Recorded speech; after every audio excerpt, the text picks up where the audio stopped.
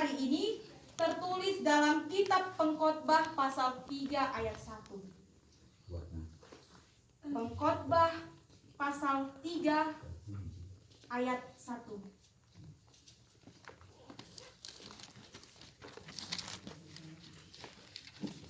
Kita baca secara bersama. Pengkhotbah pasal 3 ayat 1.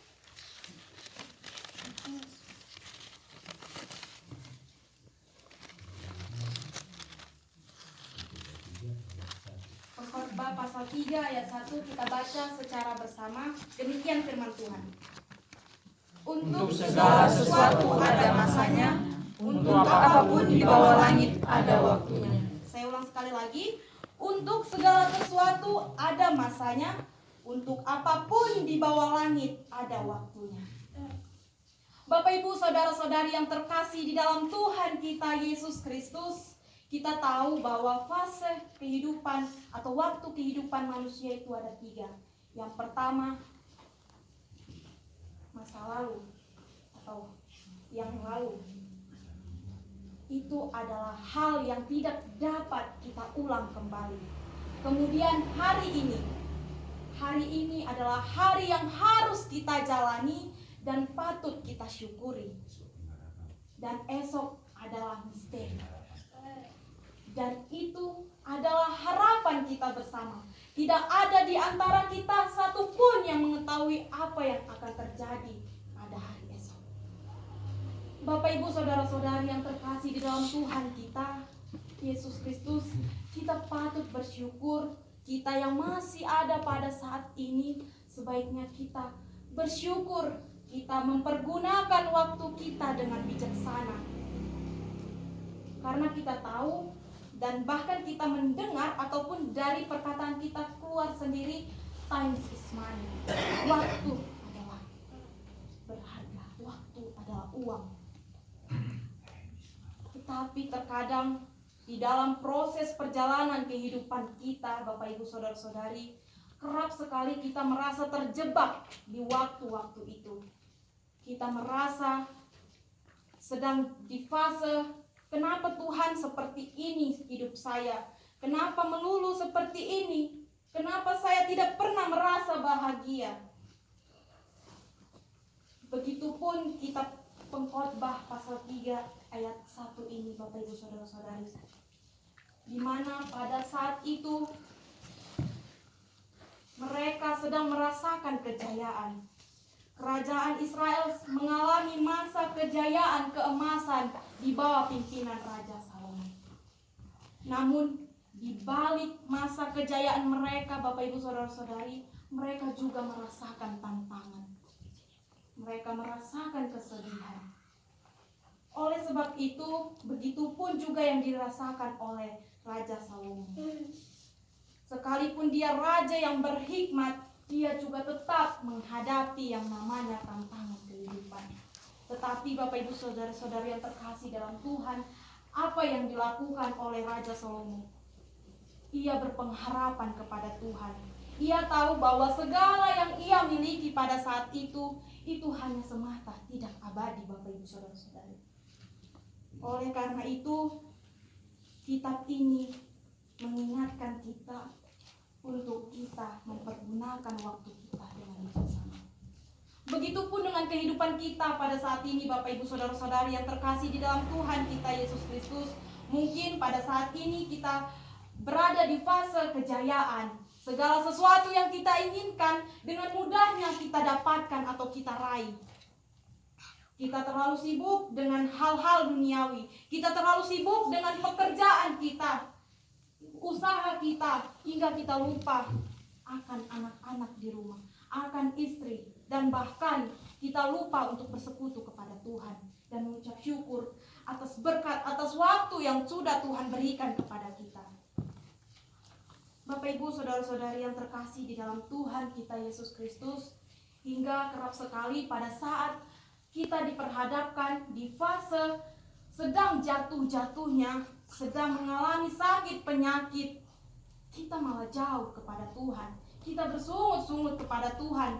Kita tidak siap untuk menghadapi perubahan tersebut.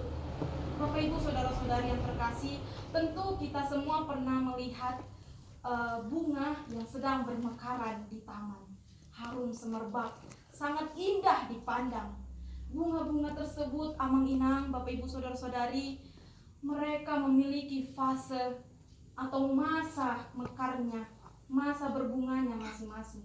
Ada yang berbunga di masa semi, musim gugur, dan juga musim panas.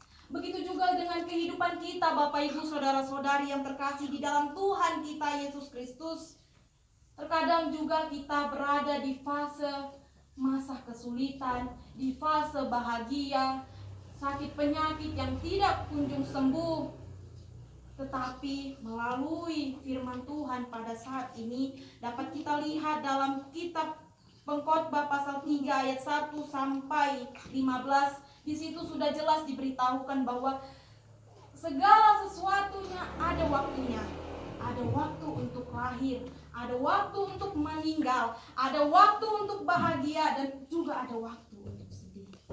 Bapak Ibu saudara-saudari yang terkasih di dalam Tuhan kita Yesus Kristus, yang dimana dari nats firman Tuhan pada malam hari ini mengajarkan kita ada 3 poin penting, Bapak Ibu saudara-saudari. Yang pertama, kita harus menghargai setiap waktu.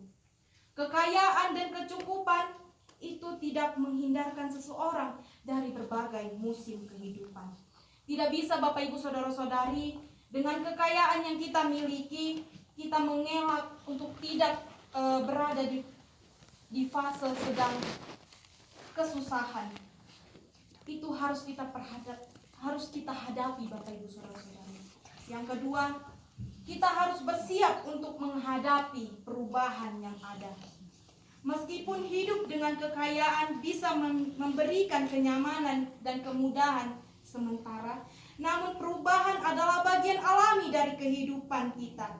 Kita perlu bersiap dan beradaptasi dengan setiap musim atau situasi yang mungkin datang silih berganti dalam kehidupan kita, Bapak Ibu saudara-saudari. Yang ketiga, kita harus percayai rencana Tuhan.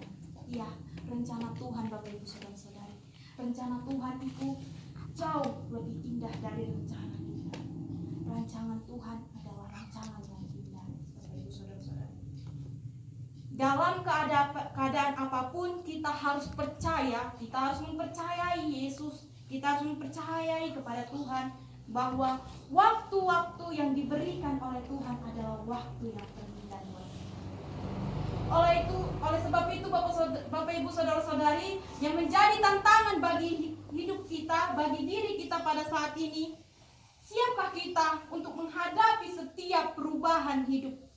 Siapkah kita mempergunakan waktu kita lebih bijaksana, lebih mempererat hubungan kita kepada Tuhan, mempererat hubungan kita kepada anak-anak di rumah, dan bahkan istri terhadap suami?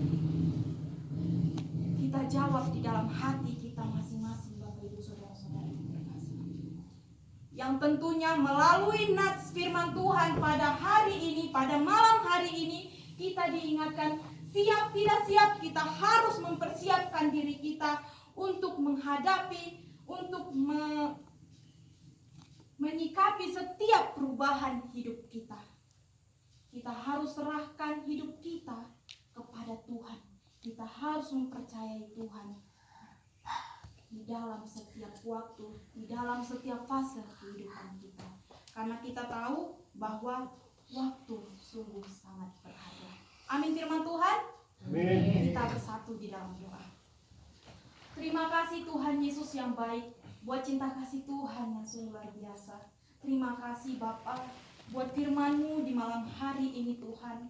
Engkau mengingatkan kami bahwa Tuhan Yesus, kami harus mempergunakan waktu kami dengan lebih bijaksana, ya Bapa. Tuhan Yesus yang baik, biarlah Bapa kami jemaat-Mu tidak hanya menjadi pendengar firman-Mu ya Bapa, tetapi kami dapat menjadi pelaku-pelaku firman-Mu di dalam kehidupan kami pribadi lepas pribadi. Terima kasih Tuhan Yesus. Engkau berkati jemaat-Mu ya Bapa, jemaat Gereja Metodis Manabalusi. Terima kasih Tuhan Yesus. Terpujilah nama-Mu Bapa. hari ini, esok, sampai selama